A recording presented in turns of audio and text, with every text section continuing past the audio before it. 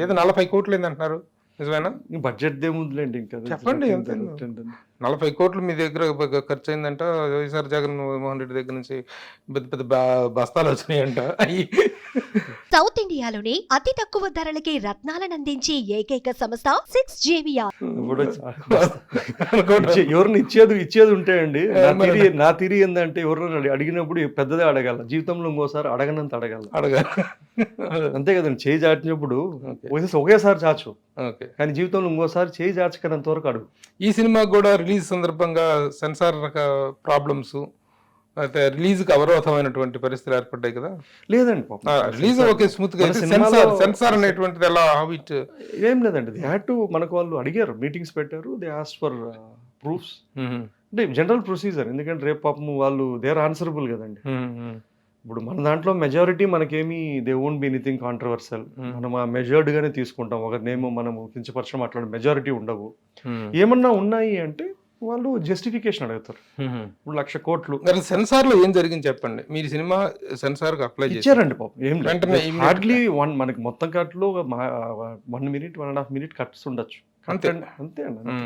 ఎక్కడెక్కడ ఏ పార్ట్ లో? కొన్ని డైలాగ్స్ అండి. ఎవరి మీద డైలాగ్స్? అపోజిషన్ లీడర్, అదే మీన్స్ చంద్రబాబు నాయుడు గారి మీద అనుకోవచ్చు అండి. చంద్రబాబు నాయుడు గారి మీద ఉన్న డైలాగులు సెన్సార్ లో కొంతవరకు కట్ చేశారు. కొన్ని డైలాగులు అంటే దట్ ఇస్ జస్టిఫైడ్. వాళ్ళు దే హ్యావ్ దేర్ ఓన్, వాళ్ళకు గైడ్ లైన్స్ ఉంటది కదండి. So they have to other to it.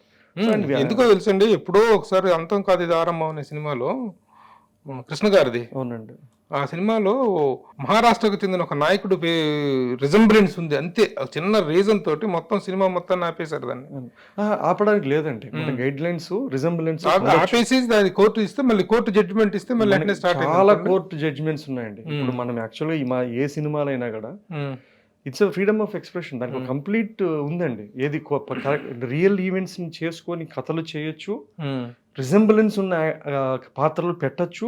ఇది it is in the framework of law. In the framework of law, nothing wrong in that లేదు, and it is or right also. మరి ఇదే నిజమైన ఇప్పుడు మీ ఈ యాత్ర to ఇంత ఈజీగా సెన్సార్ నుంచి బయటకు వస్తే, వ్యూహం అనేటువంటి రామ్ గోపాల్ వర్మ గారు తీసిన వ్యూహం అనే సినిమా ఎందుకు అంత నలిగిపోతుంది సెన్సార్? నేను సినిమా చూడలేండి, ఆ సినిమా చూడలేదు. అది మీది సేమ్, వాళ్ళది సేమ్ బ్యాక్ డ్రాపే.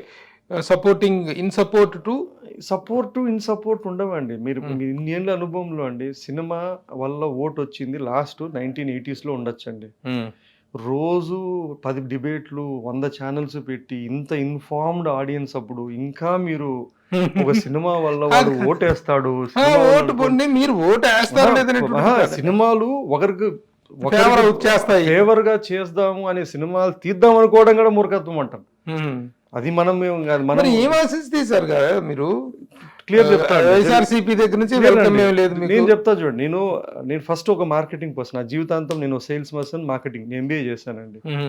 ఏ కథ చేసినప్పుడైనా అండి, శైతాన్ చేసినా, సేవ్ టైగర్స్ చేసినా, ఆనందో బ్రహ్మ చేసినా, యాత్ర చేసినా, 2 థింగ్స్ చూస్తానండి. ఒకటి క్రియేటివ్, ఒకటి commercial viability. Commercial opportunity, creative అంటే నేను ఇంతవరకు ఏ కథ మళ్ళీ నేను రిపీట్ చేసుకోలేదు. క్రియేటివ్గా నేను చేయింది నాకు is there something which gives me 1.5 ఏళ్ళు నేను ఆ కథతో బతకగలుగుతాను అనేది first chance. If it is exciting I will go for it. Commercial viability ఇప్పుడు ఆఫ్ లేట్ ఏంటంటే అండి, థియేటర్కల్గా జనం వచ్చి చూడాలా అంటే either you have to have a star or you need to have something which people are drawn to go to theatrical experience. ఇప్పుడు మీరు ఈ రోజు ఉంది కదండి, ఈ ఇక్కడెక్కడో చూశారు whistles, what ever it is.